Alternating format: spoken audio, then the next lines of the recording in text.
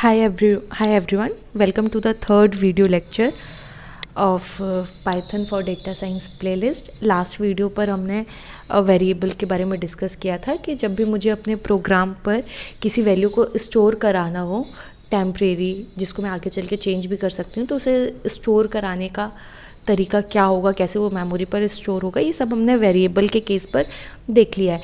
आज के वीडियो पर अपन बात करते हैं कांस्टेंट की।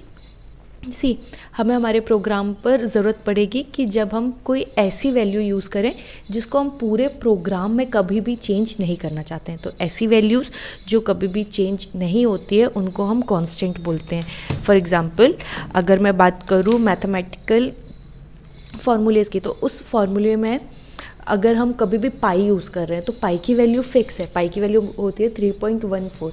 हम चाहे किसी भी फॉर्मूले पर अगर वहाँ पर पाई यूज़ हो रहा है तो पाई के प्लेस पर जो वैल्यू आएगी वो 3.14 से ही रिप्लेस होगी।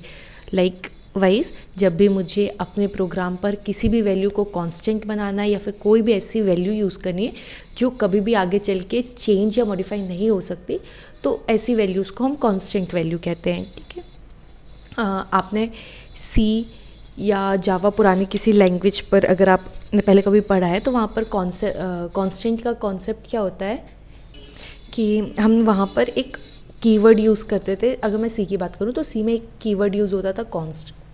ठीक है, अब मुझे सपोज़ पाई डिफाइन करना है, पाई की वैल्यू 3.14, तो मुझे बनाना पड़ेगा कॉन्स्ट फ्लोट पाई और इस पे स्टोर करूँगी मैं 3.14।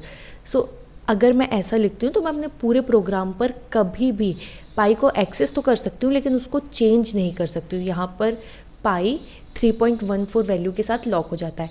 पाइथन पर कांस्टेंट जैसा कोई डायरेक्ट कॉन्सेप्ट नहीं है। अब ऐसा बोला जाता है कि पाइथन समझदारों की लैंग्वेज है, तो यहाँ पर ना ऐसे नेमिंग के या फिर लिखने के तरीके हैं जिससे आप पता करते हो कि ये जो आइडेंटिफायर हम यूज़ कर रहे हैं या ये जो वैल्यू है ये कांस्टेंट है।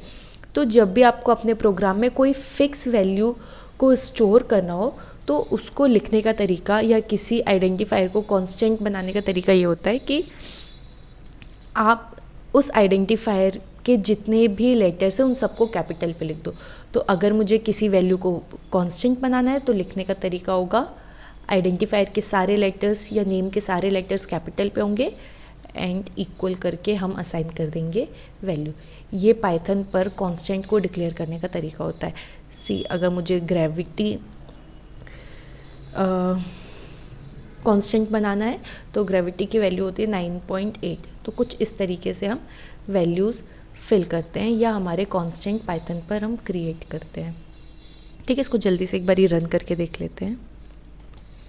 ओके, आ जाते हैं पावर शेल। इसको मैं कर देती हूँ जूम।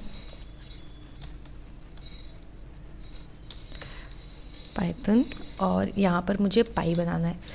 सो पाई इसकी वैल्यू है 3.14। वैसे अगर मुझे ग्रेविटी बनाना है देन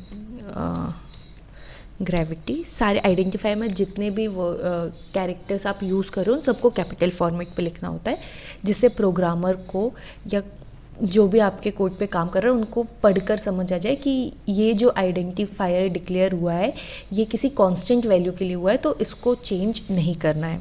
9.8। ठीक है, तो अब अगर मैं करूँगी पाई तो पाई की वैल्यू मुझे मिल रही है 3.14। मैंने लिखा ग्रेविटी की वैल्यू मिल जाएगी मुझे 9.18।